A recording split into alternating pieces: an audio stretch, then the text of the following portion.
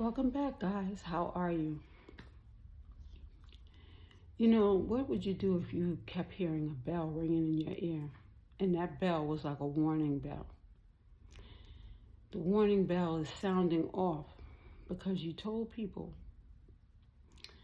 that if they continue to make the same choices, attempting to hurt another person or worse, that the outcome was going to be catastrophic. It's going to be, when you throw a boomerang away from you, doesn't it come back? Let's see that as karma. That's a perfect example of karma. You send it out and it always comes back.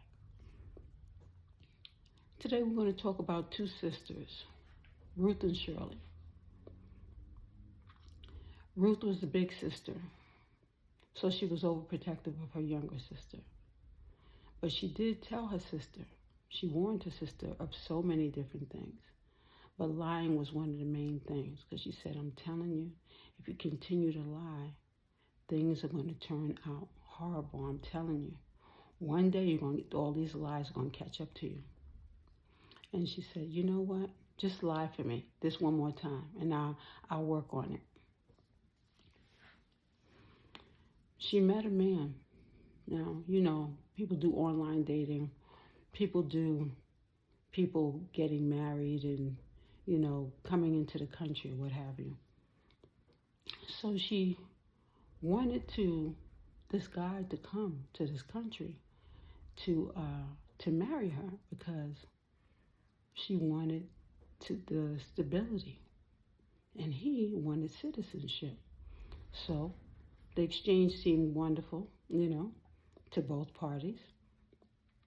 And, they were getting together and they were going to be married, and, it was quite exciting at first. But, you know how sometimes relationships work until they just don't work anymore.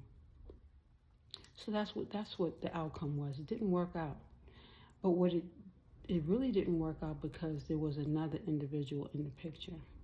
Their relationship wasn't working out, and she decided to have another relationship. Now, they were intimate, so a child was born. But here's the thing. When the child was born, there were a lot of uncertainties that happened. Now,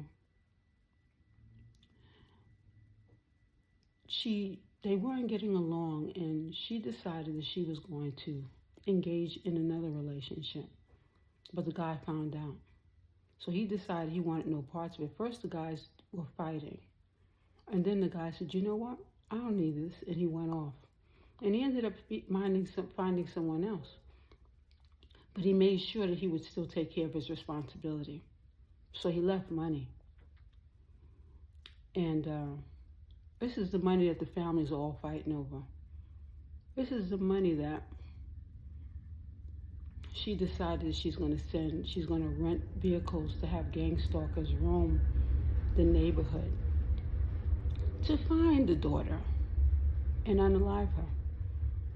This daughter that was born out of this marriage, she wasn't expected to live past 4 years old. First, she decided she was going to tell him that the child was sickly and get money for that. So he was sending money. But the thing was that she wasn't totally finished. She wanted to come back. But there was no coming back because the man found someone else and he went on about his business. But he did tell his family about the child. And the family has been looking and noticing some familiarities from the person that they see online. Now, Ruth said she was going to tell the daughter because the daughter was being raised by she and Joseph. While she was being raised by these two parties, she thought that this was her mother and father, when in all honesty, they were not. So she's been paying people to come after the daughter all this time. She's been stalking the daughter all this time. When the daughter said that was it because she tried to poison her while in the house, this is when she went on a rampage. She's been sending different people to come and unalive the daughter. Now, the person that they've hired to finally do it, because apparently other people have not been able to do it, and there's been other people that have been hired. I mean, there's so many people on the case right now.